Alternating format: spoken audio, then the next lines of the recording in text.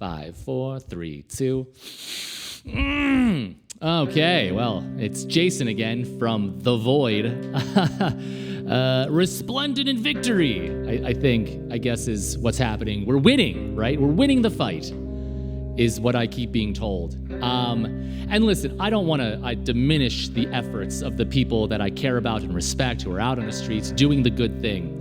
But we are in the middle of something brand new here, and I feel like people are using old techniques and operating under the old contracts we had with the system in an attempt to beat a system that is mutated beyond reproach. Sure, Greg Bovino is leaving Minneapolis and had to go back to Texas, where he'll remove his magic trench coat and revert back to his original form, 3 racist rats. But that doesn't mean anything. We'll just get a new commander. Tom Homan will just put somebody else there who will probably be objectively worse. And it's not like they've actually wound down the operations. In fact, their intensity has only stepped up. Cars are still being found abandoned on the side of the road, in the middle of the road, in the middle of busy intersections. Cars filled with bullet holes and broken glass and the remnants of lives lived, now lost, disappeared. That's not victory. That's not winning. And if it was, it can be considered nothing more than a Pyrrhic victory, because the brave people, the brave men and women who were out there screaming at these people, telling them to leave, to stop harassing their neighbors, are now in a database. Even by simply observing, they wake up to find that their travel privileges have been revoked. And now that means they're stuck inside of a system that they are now on a list for. So they will be hunted, just like everyone else has been hunted. It's not victory.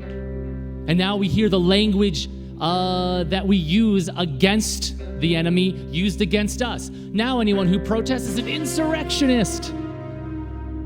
Ilhan Omar got attacked at her town hall. It was just staged. The money didn't make any sense to you. It was fraud.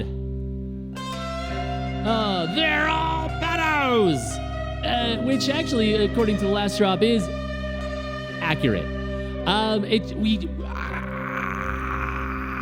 There's no way, I don't... We've had a communication breakdown.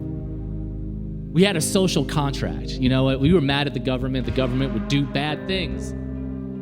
Bomb other countries. Take away rights. We would go on the street and we would protest. And they let us do that. And then let us go home. And then we'd have incremental change as a reward. And this was the cycle back and forth. And we move forward as a society slowly but surely. But that social contract has been ripped up and torn to shreds, because now us protesting against the very things that we were told to protest against in other administrations is now cause for death.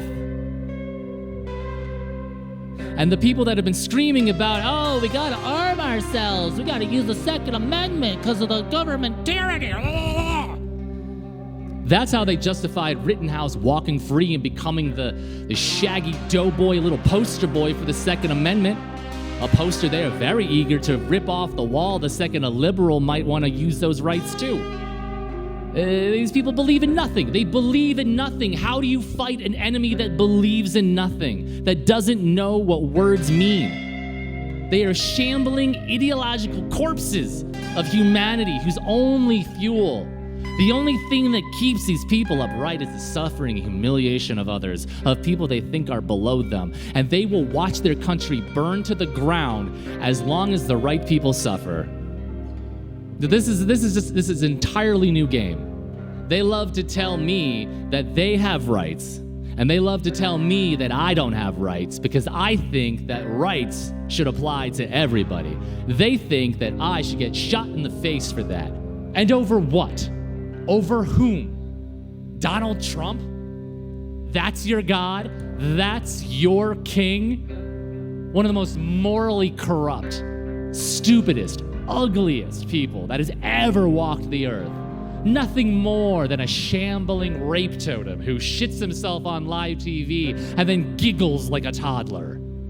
That's your guy. the living embodiment of what would happen if this country's rancid, racist id wished to be a real boy.